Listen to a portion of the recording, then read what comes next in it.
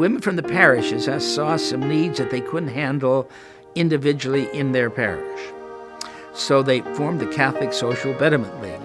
Very profound title that we surely wouldn't use today. But in any event, that's what they called themselves. And so they banded together to do together what they couldn't do alone.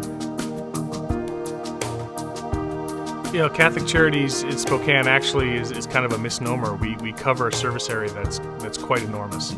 We reach all the way to the Canadian border in the north, the Oregon border in the south, and the Idaho border on the east, and then the Columbia River on the west. So it's a very large geographical area that we cover. Catholic Charities is such a special place. You know, we have this philosophy that's based in some very basic ideas: respect, compassion, collaboration, and justice.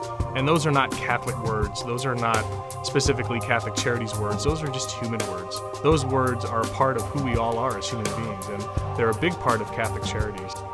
We provide help, we restore hope, and we save lives of the individuals who come to us in need. I remember years ago, Donna Hansen talking about, the fact that we serve, from birth to death, basically. And we really do.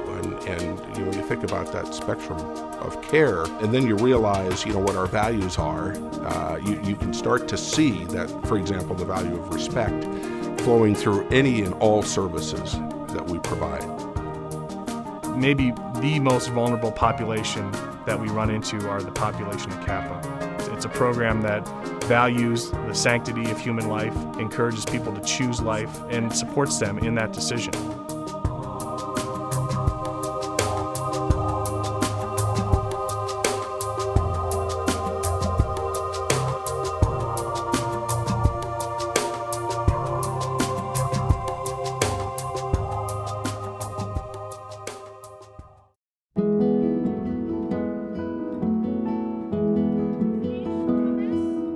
The number one factor that causes a low-income family or a working poor family to lose stability is lack of affordable, safe, good childcare. This building was built in response to that community-wide issue.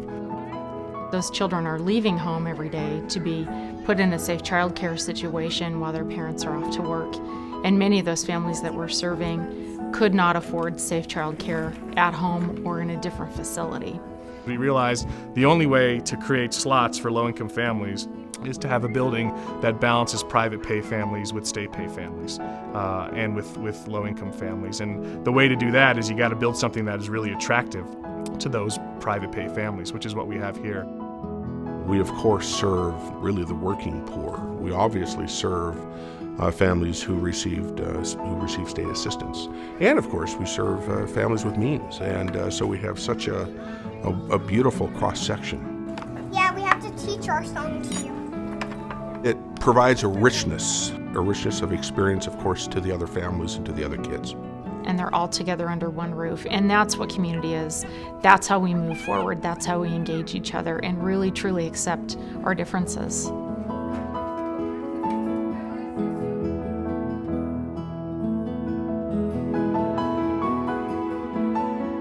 Many of the women that we serve at St. Margaret's have come from very, very difficult, personal, challenging situations.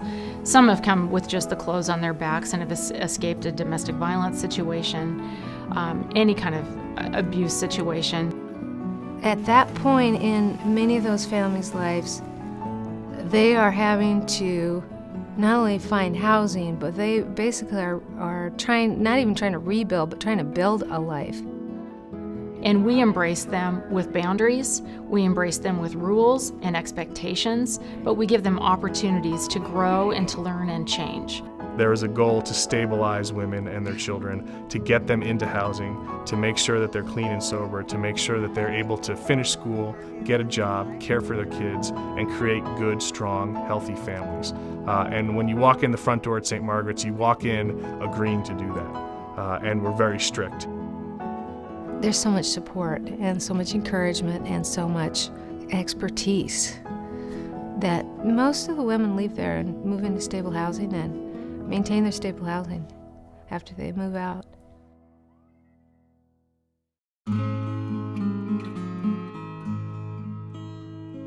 You know, housing is a big piece of Catholic Charities. Obviously, the concept of home is essential for all of us.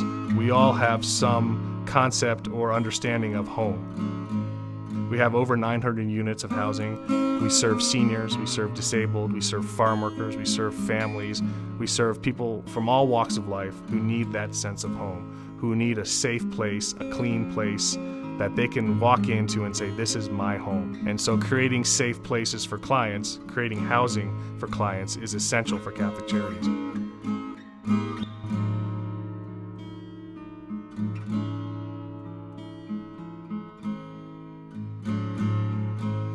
In our senior services program, Home for our seniors is really defined by allowing them to live and age independently in their homes. So through the Volunteer Church Services program, we have 2,500 volunteers in all of the eastern Washington counties that are helping them stay at home and not go to the next step of assisted living or nursing care.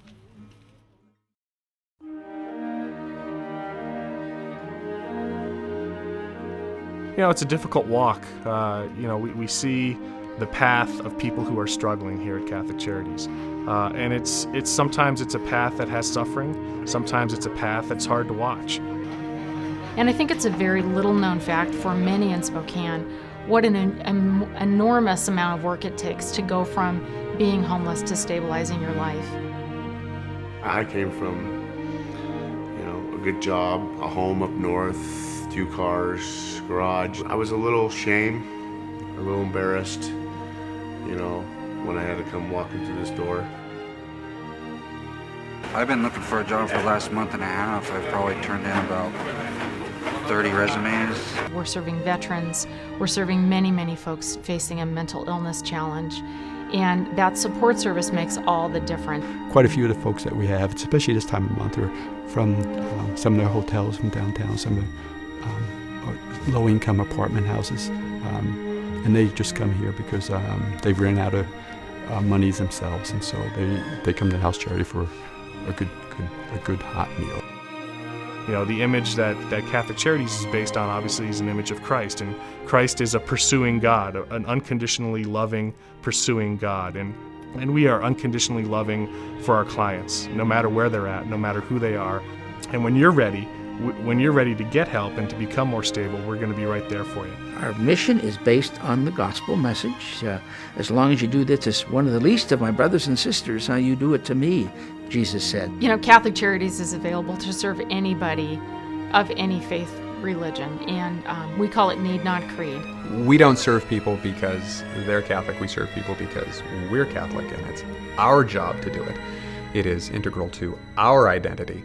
It's about a community. It's about a mentality of I want to serve my brother or sister in Christ. I want to serve somebody who's in need. I want to reach out and find the most vulnerable, the most marginalized people in our community, and I want to reach out to them and say, come with me, let's help you.